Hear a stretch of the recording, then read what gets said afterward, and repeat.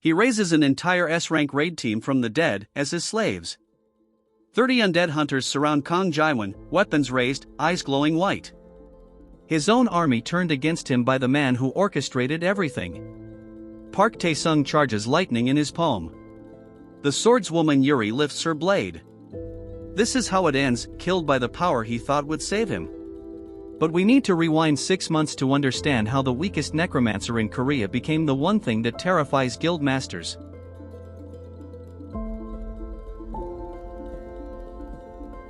The power system in this world is simple. Hunters enter dungeons, kill monsters, and absorb essence to rank up from F to S rank. Chapter 1, Kang Jiwon is getting fired. Guildmaster Seo Yuna doesn't even look at him when she slides the termination papers across her desk. 3 years with Crimson Dawn, and she terminates him with less emotion than firing a janitor. His crime? Having the most useless necromancy ability in existence, corpse resurrection with a 24-hour time limit. While other necromancers raise ancient dragons from millennium-old bones, Jiwon can only work with fresh corpses. In a world where dungeons get cleared in hours and bodies get incinerated immediately, his power is worthless.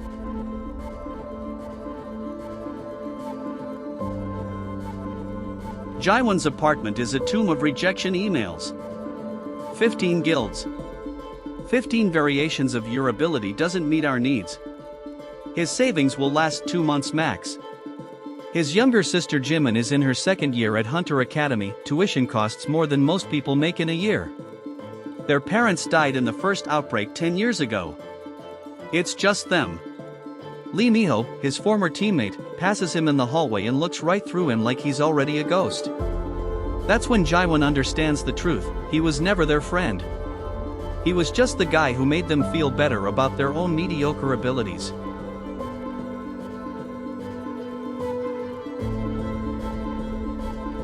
Chapter 5, Jiwon is clearing F-rank dungeons for pocket change. Rat-infested sewers in Gangnam where he makes barely enough for groceries. But past the dungeon's official boundary, in a collapsed section that shouldn't exist, he finds it, a human body. Male, 30, wearing expensive high-grade armor with essence-reinforced plating. The body is still warm. Died within hours.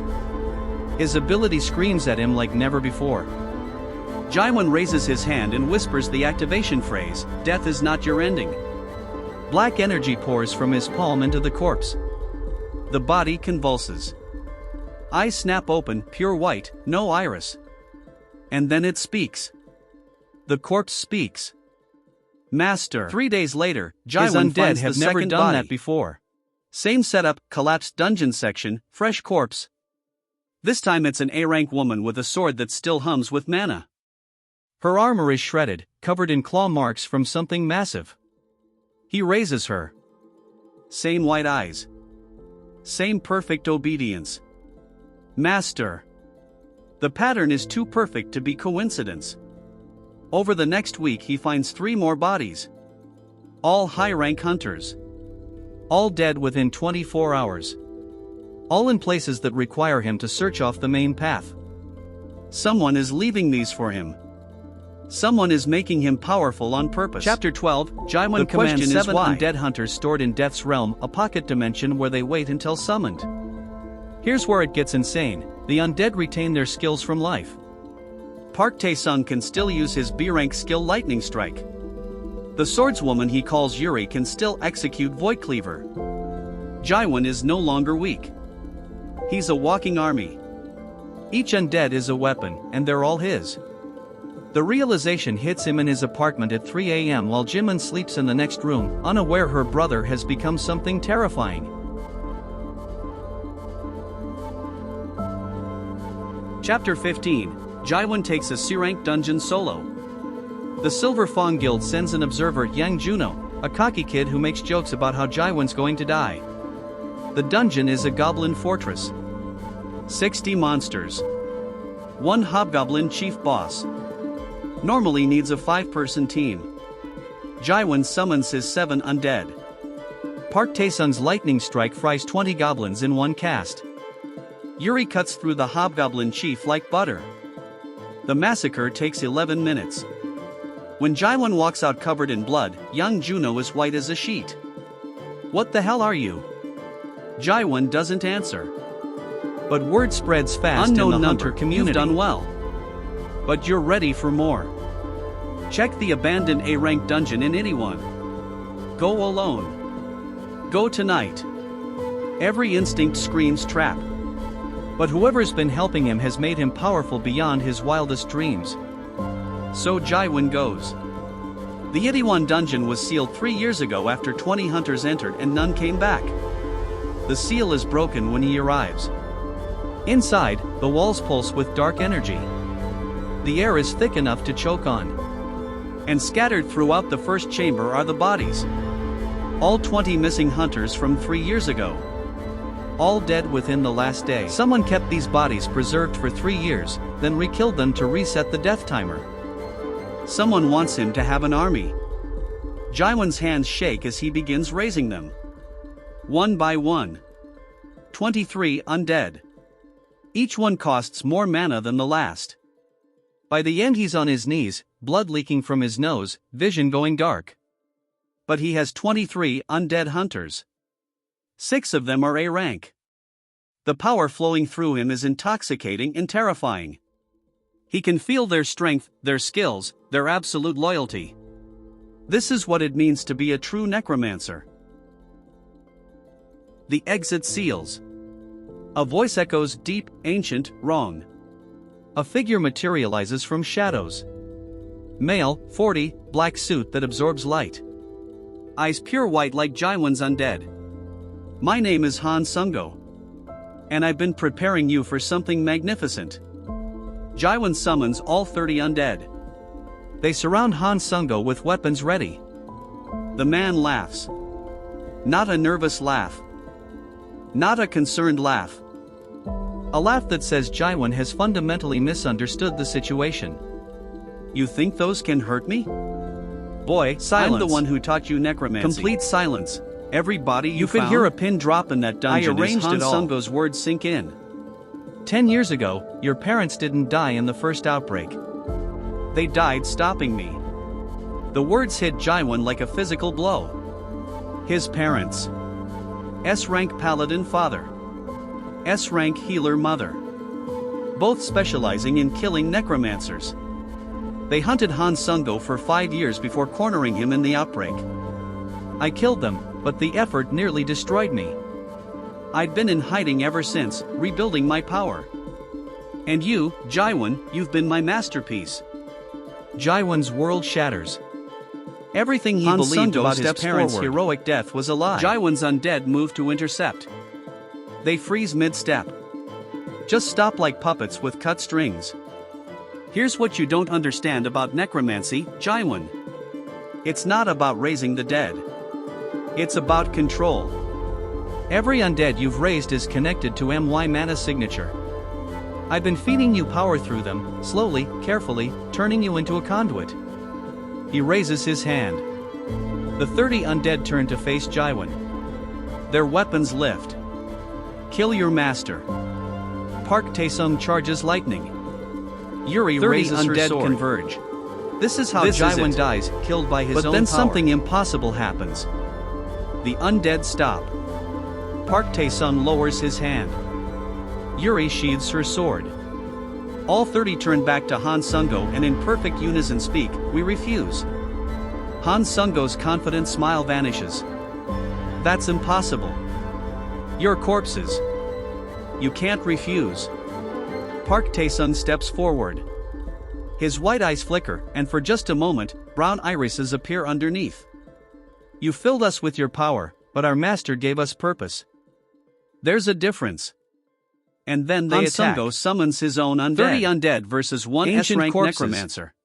Skeletal the 81 warriors. Dungeon becomes a war zone. Even a Dracolic that tears through the ceiling. Lightning explodes.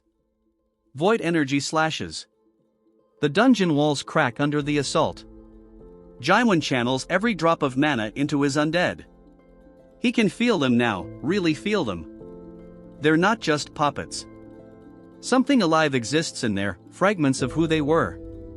And they're fighting for him because he gave them meaning. Park Tae-sun lands lightning strike on Han Sung-go's chest. Yuri follows with void cleaver cutting through his barriers. The other undead screams. Weapons Not a flashing. human sound. Magic blazing. His body cracks, black energy pouring out like smoke. This isn't over.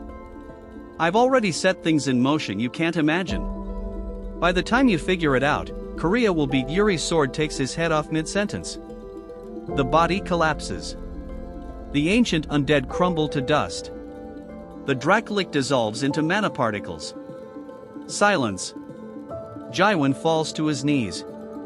His undead gather around him and slowly, one by one, they kneel. Park Tae-sung speaks, "Thank you, Master, for giving us a reason to exist." In that moment, Jiwon understands he didn't just create an army. Dawn. He created Jiwon a family. exits the dungeon. The government has sealed the area. There's a crowd of hunters and officials. At the front stands Seo Yuna, his former guildmaster, looking absolutely furious. "Kang Jiwon, you're under arrest for unauthorized dungeon entry," and she stops. Her eyes go wide. Behind Jiwon, his 30 undead march out in perfect formation. The crowd parts like a tide. What the hell is that? Jiwon is too tired to be diplomatic. This is what you call dead weight. He walks past her. People stare. Phones come out. By noon he's viral. By evening he has 17 National Guild Hunter offers. Association headquarters. By midnight a government Director summons. Kim Min-seo looks like she could kill him with a glare. Let me be clear. You're not in trouble. You stopped an S-rank threat. But we need to know everything. Jiwon tells her about Han Sung-go, about his parents, about the cult. Director Kim pulls out a classified file. Your parents were part of Silent Graves. They were hunting a necromancer cult trying to trigger a second outbreak using stolen dungeon cores. We thought we eliminated the cult 10 years ago, but if Han Sung-go survived. She doesn't finish. She doesn't have to. There might be others, Jiwon says. Director Exactly. Kim makes an offer. Join the association as a special operative. Hunt down the remnants of this cult. You have the power and the motivation. Jiwon thinks about Jimin, about his parents, about the bodies left like breadcrumbs leading to a trap he barely survived. I want full access to classified dungeon records. And I want protection for my sister. Done. They shake hands. In that moment, Kang Jiwon stops being a failed hunter and becomes something else entirely. A weapon pointed at the darkness. A necromancer who hunts necromancers. 3 Death's days architect. later. New apartment. Unknown number. Jiwon's blood goes cold. The message, Han Sung-go was the weakest of us. Welcome to the real game. The architect. Attached is a world map with red dots across Asia, Europe, America. Dozens of them. Each dot is a dungeon where we've left you presents. Better start collecting, Death's architect. The second outbreak begins in 6 months, and you're our key to making it unstoppable. The phone nearly slips from Jiwon's hand. He's not the hero. He's the weapon. Jiwon summons Park Tae-sung. Someone has been forging him from the beginning. Others. We have work to do. The undead hunter smiles, disturbing on his pale face. Finally. We've been getting bored. As they begin planning, Jiwon realizes the horrible truth. Every body, every power-up, every victory was designed to make him stronger. Strong enough to do what? The answer terrifies him. But he's going to find out. Because if someone thinks they can use him as a pawn, they don't understand what happens when you give the weakest player the strongest pieces. The first red dot on the map is in Busan. An underwater dungeon that was officially cleared 6 months ago. Jiwon and his 30 undead arrive at midnight. The dungeon entrance pulses with dark energy. Inside, they find what they're looking for, 15 more bodies. All high-rank hunters. All freshly killed. All arranged in a circle around a glowing artifact that hums with power Jiwon has never felt before. Park Tae-sung kneels beside it. Master, this is a dungeon core. But it's been corrupted. Modified. If someone activates enough of these, he doesn't finish. The implication is clear. Jiwon raises This is how you trigger undead. an outbreak. 45 total now. An army that could take down most guilds single-handedly. But it's not enough. Not for what's coming. He looks at the world map on his phone. Dozens of red dots. Dozens of corrupted cores. 6 months until the second outbreak. The architect is out there, watching, waiting, probably laughing at how perfectly their pawn is following the script. But here's what they don't know about Kang Jiwon: he's spent his entire life being underestimated. And the one thing you never do is give the underdog a reason to fight. The game is just beginning, and Jiwon is done playing defense. It's time to find the architect. And when he does, they're going to learn why you should never give a necromancer an army.